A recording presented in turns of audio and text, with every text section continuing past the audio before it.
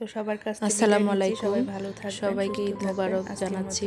সবাই কেমন আছেন? আশা করি সবাই ভালো আছেন। আমরা আলহামদুলিল্লাহ ভালো আছি। তো গ্রামের বাড়িতে চলে আসলাম ঈদ করতে।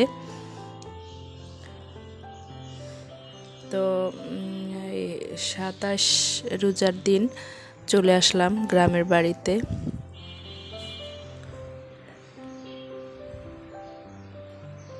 তো এটা হচ্ছে আমাদের বাহির সাইড বাড়ির। তো এখানে একটা গুরুস্থান আছে, তো এই পাশে আমাদের গাড়িটা রেখেছি। তো গুরুস্থানের পাশে আমাদের বাড়ি। তো ঈদের দিন সকালবেলা তো রান্না বসিয়েছি।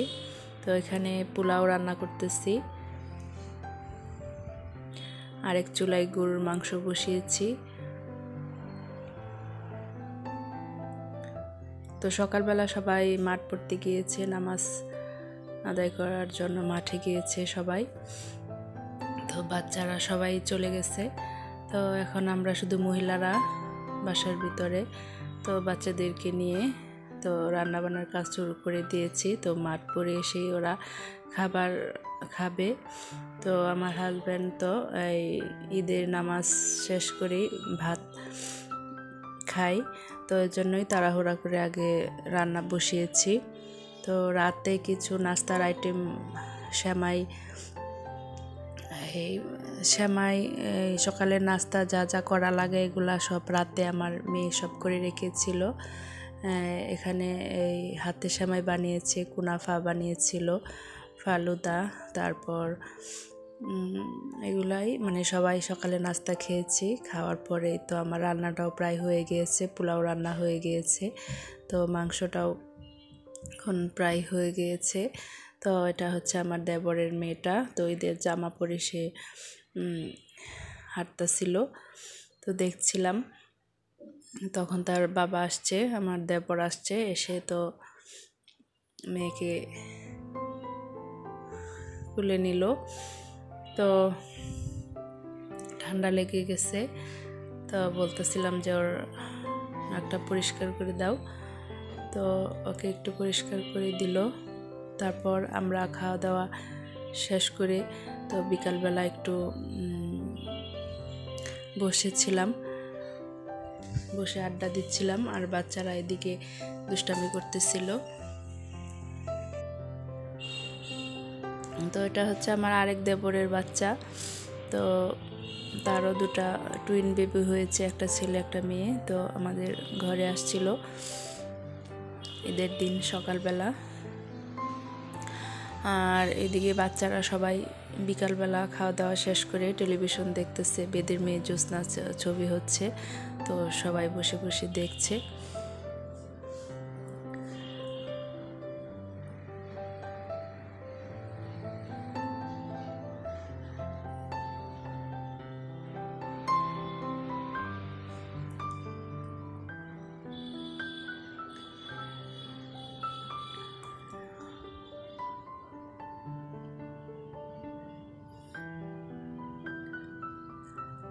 তারপর এই পরদিন সকালবেলা তো বাহিরে বের হয়েছে, কিছু বাহিরের পরিবেশ এই ক্যাপচার করে নিয়েছি। মুরগি কয়েকটা বাচ্চা নিয়ে যাচ্ছে, তো দুটা ছাগলের বাচ্চা, এগুলাও মানে দেখছিলাম যে একসাথে তারা ঘোরাঘুরি করছে, খাবার খাচ্ছে। তো তারপর দিন আমাদের এই এক জায়গায় আসছি একটা অনুষ্ঠানে। তো আমার হাজব্যান্ডের স্কুলে 40 বছর পূর্তি একটা অনুষ্ঠান। তো এই অনুষ্ঠানে আমরা সবাই এসেছি।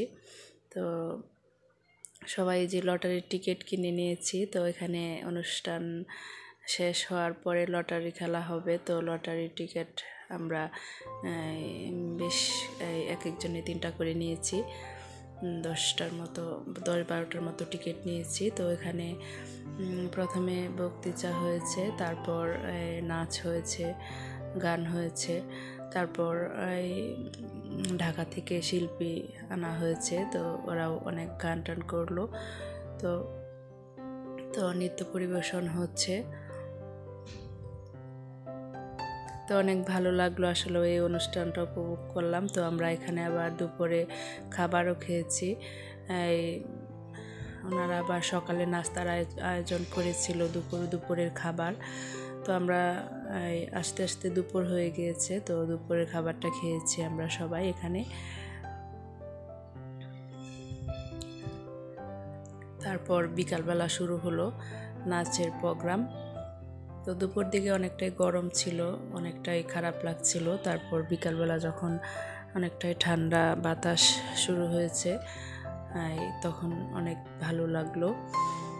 তো ঢাকা থেকে বড় বড় শিল্পী আসছে, এসে এখানে কনসার্টের মতো গান করছে। তো পাশাপাশি আবার সবাই নাচ উপভোগ করতেছিল। তো আমরা এই ফাঁকে কিছু